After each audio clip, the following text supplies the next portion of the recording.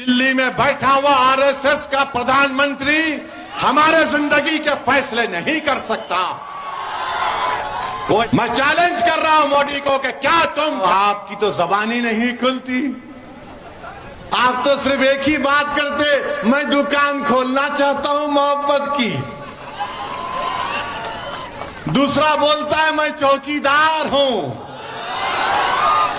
ये ऐसा चौकीदार है जो चीन 2000 स्क्वायर किलोमीटर जमीन पर कब्जा करके बैठा है, मगर चौकीदार क्या चौकीदारी कर रहा है। डेप्सांग डेमचाक में चौकीदार के नाक के नीचे चीन अपनी हमारी जमीन पर फौज को उतार दिया।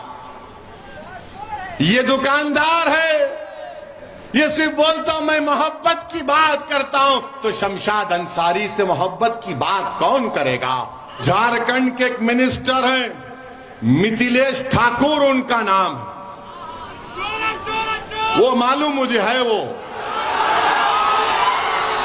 मिथिलेश ठाकुर। देश में ना दुकानदार की दुकान की जरूरत है, ना चौकीदार की जरूरत है, बल्कि तीसरे विकल्प की जरूरत है जो इंशाअल्लाह पैदा होगा। आप देखना, अब झारखंड मुक्ति मोर्चा के लोग बोलेंगे, यहां की सरकार बोलेगी अरे ओवैसी तेलंगाना की सरकार में बहुत पैसा है, हम गरीब प्रदेश हैं। नहीं नहीं, गरीब तुम नहीं हो। 2019 और 20 में झारखंड सरकार को मिनरल्स में 5165 करोड़ रुपए मिला। 5165 करोड़ रुपए मिला है।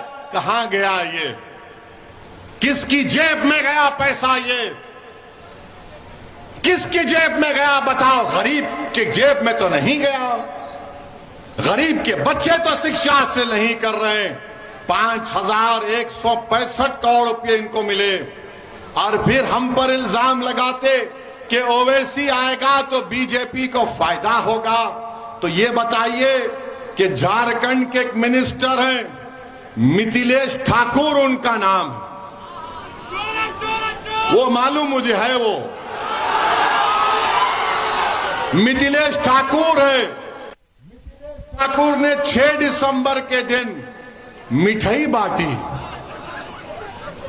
अरे तो 11 रब्बी अव्वल के दिन भी मिठाई बांटता, आका की आमद की खुशी में मनाता, मिठाई खिलाता। मगर मंत्री ने कहा कि नहीं, 6 दिसंबर को हम बांटेंगे, मिठाई खिलाएंगे, क्योंकि उस दिन बाबरी मस्जिद को शहीद किया गया था। हेमंत सोरेन, ये आपका सेकुलरिज्म है और आप हम पर उंगली उठाते हैं। याद रखो, अगर तुम एक जबान से मेरे खिलाफ झूठ बोलोगे तो मैं तुम्हारी 1000 सच्चाइयों को जनता के सामने रखूंगा। अब आप देखिए इनका रिकॉर्ड। अब इतना तो हेमंत सोरेन के लिए काफी, अब थोड़ा मोदी पे भी बोलते हैं, वरना कांग्रेस के लोगों में तो रात में नींद नहीं आएगी। हेमंत सोरेन को भी जरा बेचैनी होगी, करवटें लेंगे कि ये क्या क्या सच्चाई को बयान करके चला गया।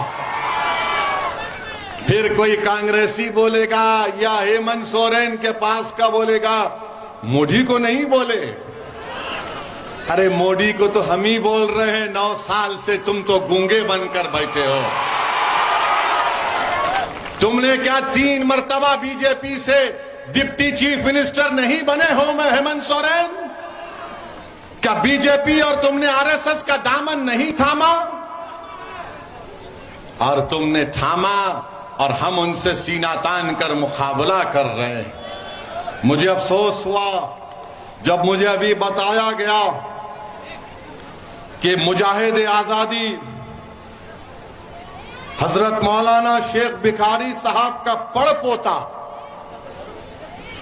शेख भिखारी साहब जिसने अंग्रेजों की गुलामी से देश को आजाद कराने के लिए झारखंड का अजीम सपूत, उनका पड़पोते को 24 अगस्त 2023 को मंदर ब्लॉक रांची में, जिसका नाम बिट्टू खान है, उसको मॉब लिंचिंग कर दी गई।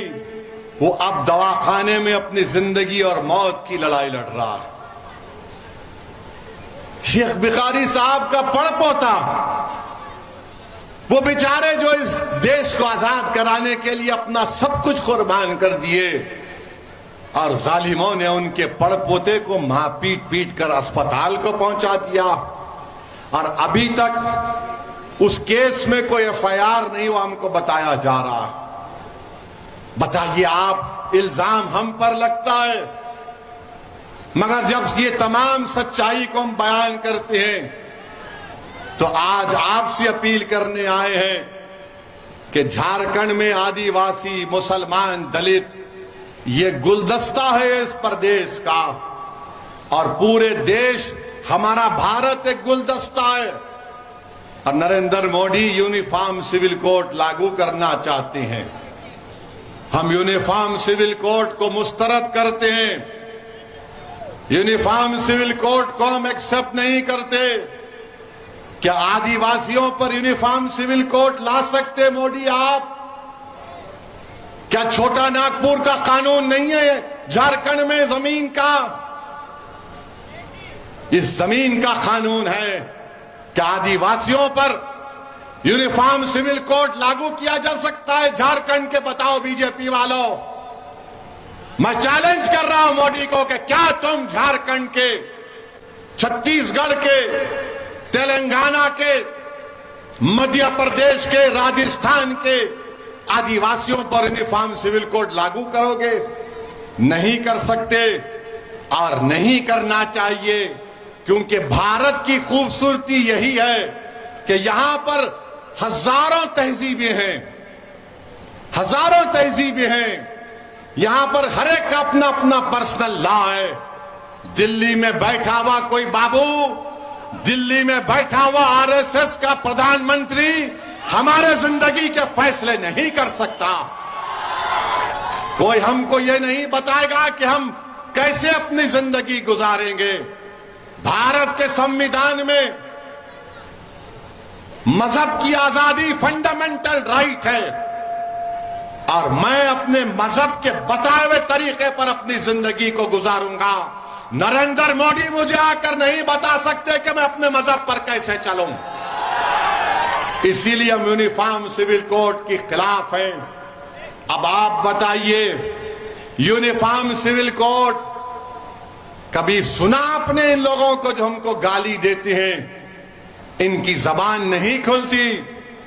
पार्लियामेंट में नो कॉन्फिडेंस मोशन, हिंदी में क्या बोलते नो कॉन्फिडेंस, हाँ, अविश्वास प्रस्ताव आया था।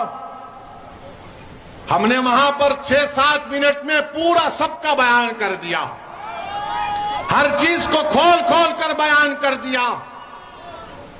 बताओ, आपकी तो जबानी नहीं खुलती। आप तो सिर्फ एक ही बात करते, मैं दुकान खोलना चाहता हूं मोहब्बत की।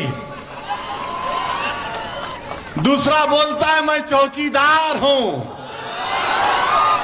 ये ऐसा चौकीदार है जो चीन 2000 स्क्वायर किलोमीटर जमीन पर कब्जा करके बैठा है, मगर चौकीदार क्या चौकीदारी कर रहा है। डेप्सांग डेमचाक में चौकीदार के नाक के नीचे चीन अपनी हमारी जमीन पर फौज को उतार दिया। ये दुकानदार है, ये सिर्फ बोलता हूं मैं मोहब्बत की बात करता हूं, तो शमशाद अंसारी से मोहब्बत की बात कौन करेगा? अशफाक खान से मोहब्बत की बात कौन करेगा? अरे तुम्हारी सरकार है ना दुकानदार वालों, तुम्हारी सरकार है झारखंड में। मेरी तो सत्ता, मैं सत्ता में तो नहीं हूं। एक तरफ दुकानदार, एक तरफ चौकीदार। ये दुकानदारों ने 50 साल से हमको लूटा। ये चौकीदार हमारी शनाख्त को खत्म करना चाहता है, हमारी तहजीब को खत्म करना चाहता है। इस अशफाक खान से मोहब्बत की बात कौन करेगा? अरे तुम्हारी सरकार है ना दुकानदार वालों, तुम्हारी सरकार है झारखंड में। मेरी तो सत्ता, मैं सत्ता में तो नहीं हूं। एक तरफ दुकानदार, एक तरफ चौकीदार। ये दुकानदारों ने 50 साल से हमको लूटा। ये चौकीदार हमारी शनाख्त को खत्म करना चाहता है, हमारी तहजीब को खत्म करना चाहता है। इस देश में ना दुकानदार की दुकान की जरूरत है, ना चौकीदार की जरूरत है, बल्कि एक तीसरे विकल्प की जरूरत है जो इंशाअल्लाह पैदा होगा। आप देखना मेरे अजीज दोस्त और मेरे अजीज दोस्त।